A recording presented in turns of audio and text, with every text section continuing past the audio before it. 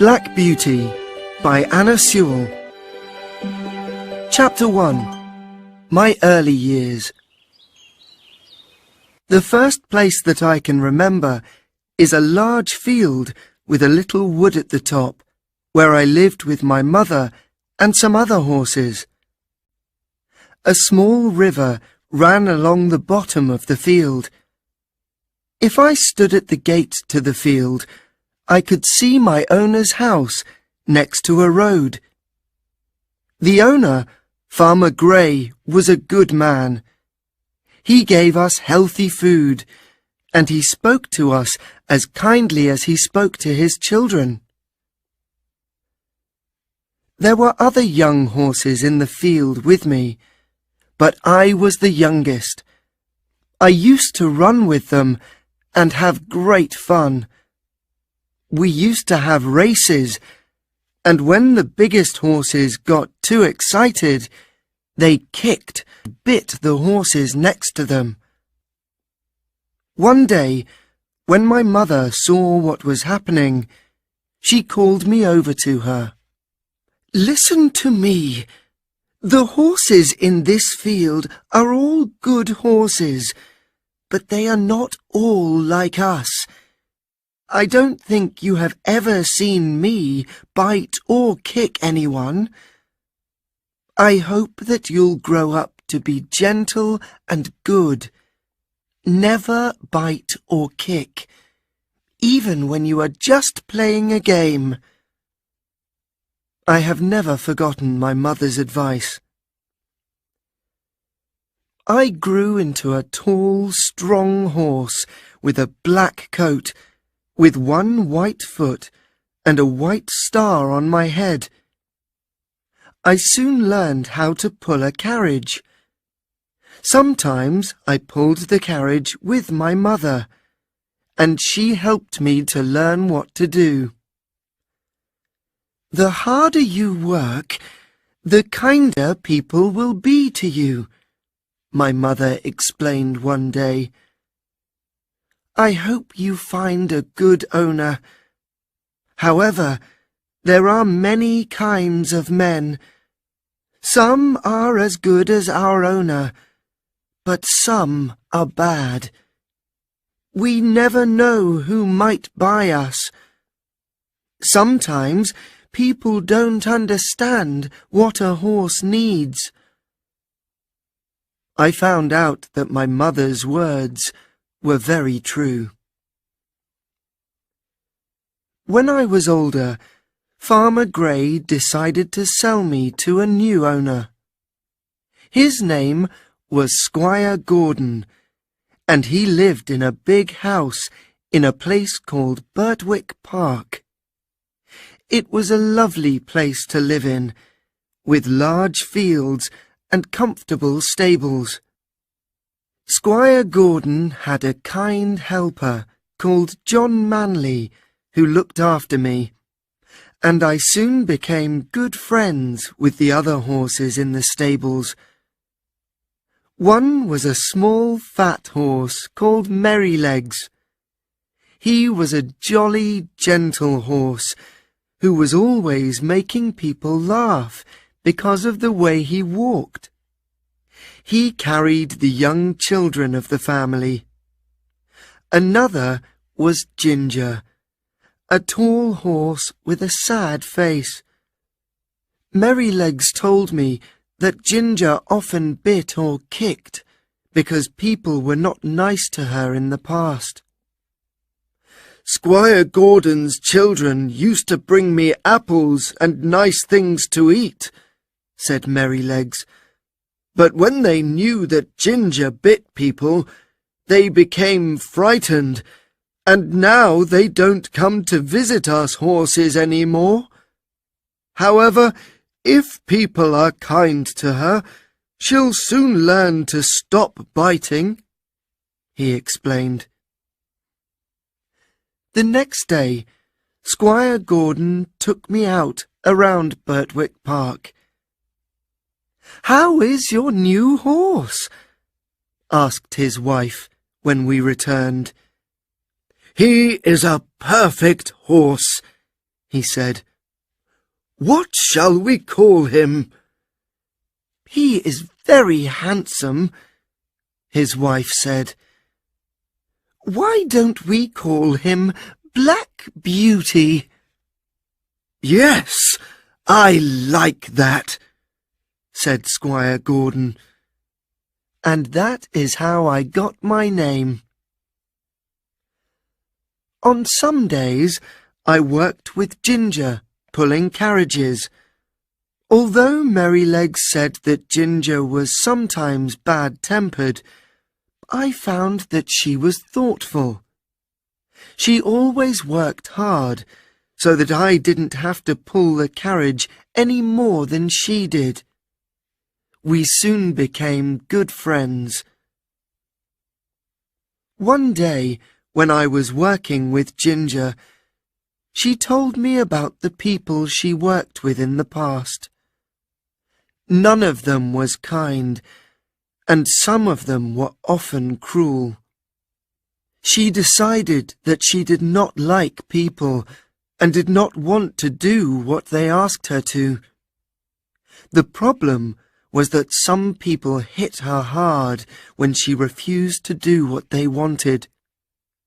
That was when she started to kick and bite people. Then they wanted to sell her, and finally she arrived at Squire Gordon's.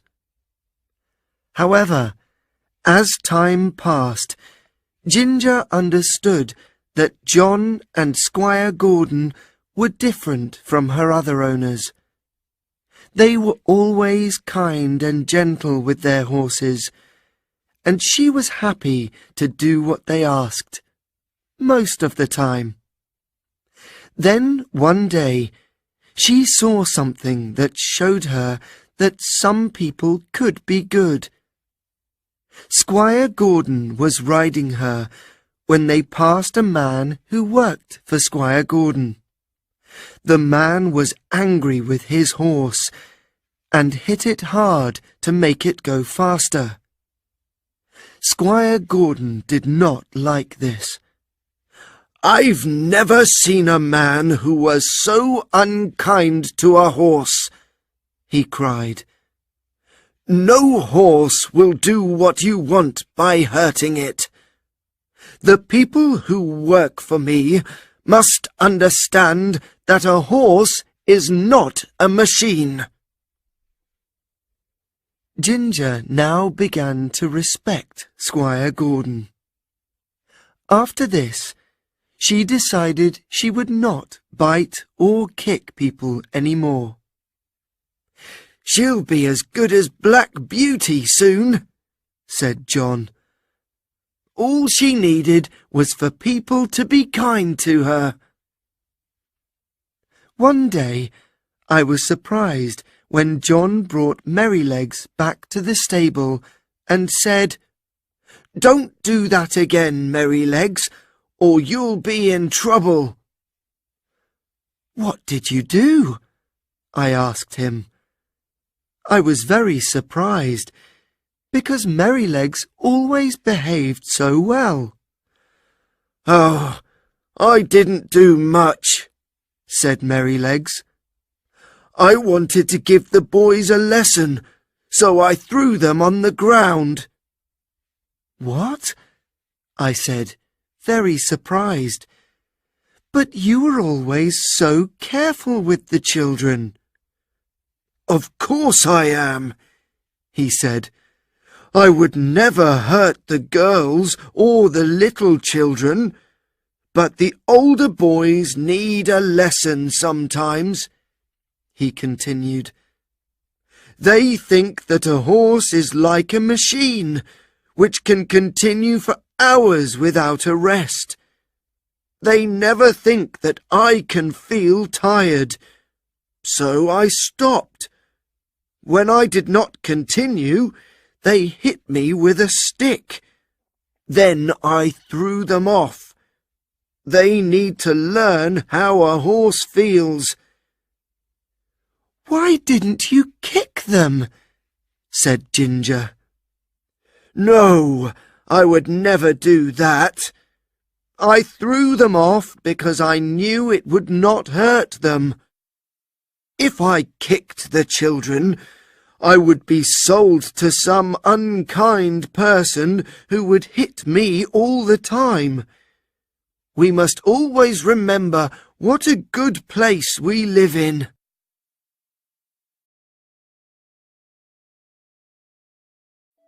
Chapter 2. Difficult Journeys. One morning, I was put into a small carriage to take Squire Gordon and John on a long journey for the squire's business. I liked pulling this carriage because it was very light and easy to pull. It was raining when we left, and it was also windy, with many leaves blowing across the road.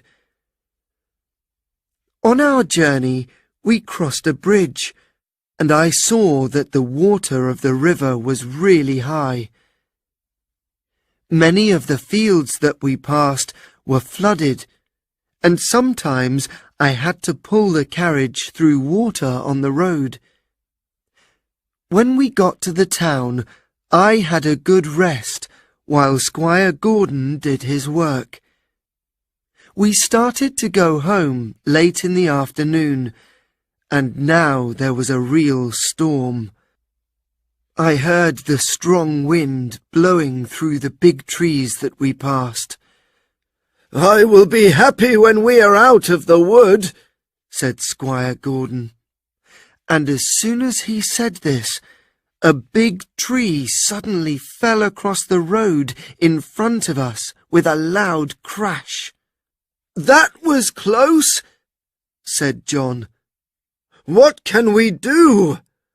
asked Squire Gordon. "We can't go forward," said John. "I think that we'll have to go back home a different way." So we went back along a different road. It was longer, and when we got to the bridge, it was dark. We started crossing the bridge, but I felt that something was wrong, so I stopped. "Come on, Beauty," said Squire Gordon, who tried to make me cross the bridge. "There's something wrong," said John. "What's the matter, Beauty?" I knew that the bridge was not safe, but I could not tell him. Then we heard a man shout from the other side of the bridge. "Stop!" he called. "The bridge is broken in the middle. If you continue, you will fall into the river." "I see," John replied. "Thank you, sir." "And thank you, Black Beauty," called Squire Gordon. "You saved us." We had to take another road home, but the wind was less strong now. At last we saw the gates of Birtwick Park. I was very pleased to be home, and enjoyed my evening food because I was very tired. A few weeks later, Squire Gordon and his wife decided to visit some friends who lived about 60 kilometres from my home. They drove Ginger and me about 35 kilometres on the first day. We stopped often before we reached the town, where we would stay for the night at an inn. Ginger and I were fed and brushed. We were ready to go to sleep when another horse arrived. His young rider smoked a cigarette while his horse was brushed. I don't know how long I slept, or what time it was when I woke up. I felt uncomfortable, although I did not know why. I heard Ginger coughing, and I saw that the air was filled with smoke. Then I knew that there was a fire. A man appeared with a lantern and tried to take the horses outside. We could see that he was anxious, and this frightened us even more. None of us wanted to leave, although we knew we were in danger. What would happen to us? We did not want to go anywhere. Then John arrived. "Come on, my beautiful horses. Wake up, please. It's time to go." He spoke softly and was so gentle with me that I stopped feeling frightened. I slowly followed him out of the building and away from the fire. When I saw that I was safe, I called out for the other horses to leave. Ginger later told me that I had saved her. By now, the fire was bigger, and just as John led Ginger away from the fire, the building collapsed. Finally, some firefighters arrived to try to put out the fire. After many hours, the fire was no more. When we arrived at the house of Squire Gordon's friends the next evening, everyone was talking to John. "It is one of the hardest things in the world to move horses when there is a fire," said Squire Gordon's friend. "What you did to help them was incredible." Chapter 3. Joe Green's Lesson. When we returned to Birtwick Park, we heard that John was to have a new helper. His name was Joe Green, and he was 14 years old. "Are you sure you don't need someone who is older than this?" asked Squire Gordon. "No, sir," said John. "Joe is small, but he wants to learn, and he is a hard worker. I was the same age when I started here. I had no family, but you looked after me as well as any parent. Now I live here with a good job and a good living. It is only right that I do the same to this new boy, Joe Green." In the next few weeks, Joe learned to sweep the floor, bring in the food, and wash the carriages. He was too small to brush Ginger or me, so he practiced on Merrylegs. He was a happy boy who was always singing. However, it was not always a happy time. One event happened that stopped Joe singing for some time. John woke me up when it was still dark one morning. Almost before I could open my eyes, he was riding me past the house. "Ride as fast as you can," called Squire Gordon, who was standing by the door with a lantern in his hand. "Take this note to Dr. White. My wife is very ill. When you find the doctor, Black Beauty can rest at the inn." "Yes, sir," cried John, and he rode me as quickly as he could through the village and out along the river. We went through another village, through a dark wood, up and down hills, until at last we came to the town. Everything was quiet, and everyone was sleeping. Finally, we arrived at Dr. White's house. John knocked loudly on the doctor's door. "Mrs. Gordon is very ill. You must come now," said John, passing the doctor the note. "I will come at once, but I have a problem. My son has taken my horse, and I do not have another. Can I ride yours? He's very hot because he has run all the way here, but I think it's the only way to save Mrs. Gordon. I'll stay here, and you can ride Black Beauty." It is hard for me to describe the journey back. The doctor was heavier than John, and not such a good rider. I had almost no energy when we finally arrived back at Birtwick Park. The doctor ran into the house, and young Joe took me inside. All my hair was wet, and I felt so hot. Poor Joe was young, and he did not know what to do. A horse who has just run a long way needs to stay warm and drink warm water. It is a dangerous time for the horse, so someone should stay and watch him too. Joe did not do this.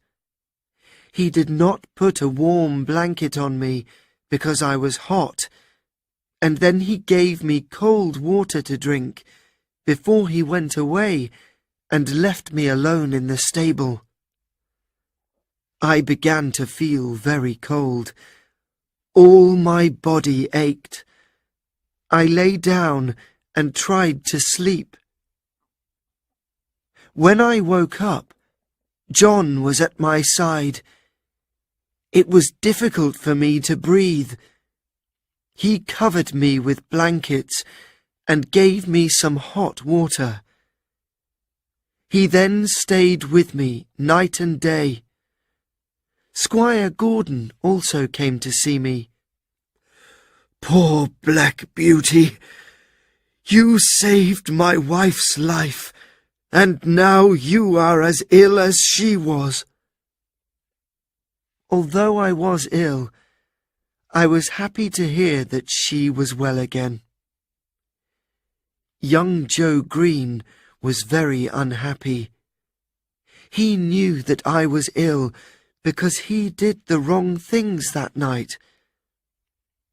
Luckily, I became well again in a few days, but I knew that John was angry with Joe. A few weeks later, Joe took me out to take a message to a neighbour. On the way home, we passed a carriage that was full of heavy metal bars. It was taking them to a nearby factory. The wheels of the carriage could not move because the carriage was so heavy and there was thick mud on the road. 2 horses were trying to pull the carriage, but they could not. The driver was hitting them hard with a whip. "Stop, please," said Joe. "The wheels will not move in this mud." "Be quiet," said the driver rudely. "I can help you take some of the metal from the carriage, then it will move," said Joe. "Go away," said the driver. "I know what I'm doing." He continued to hit the horses. Joe quickly rode me to the factory and found the manager. Joe told him what the man was doing. "Thank you, Joe," said the manager. "I'll deal with the man. Will you tell the police what you saw?" "Yes, I will," said Joe. The manager went to find the carriage with the metal, and Joe went home. He told John what happened. "You did the right thing," said John. We heard later that the police asked Joe about what he had seen. Joe explained very well, and when the police saw the poor horses, they sent the driver to prison for 2 or 3 months. It was wonderful to see the change that came over Joe. He learned from his mistakes to become a very good worker. John was now very pleased with him. "You look taller than you did last week," said John.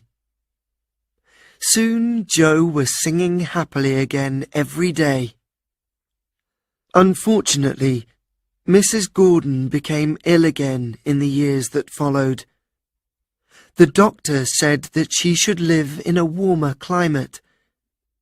We heard that Squire and Mrs. Gordon were going to leave England.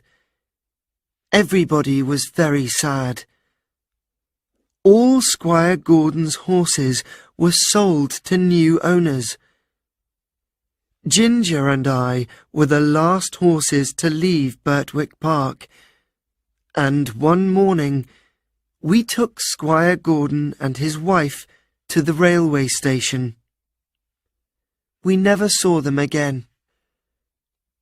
Ginger and I found out that we were going to live at Earlshall Park, the home of a rich earl called Smythe. John took us there the next day and told the new helper, a man called York, that we were the best horses they could have. Then John left too.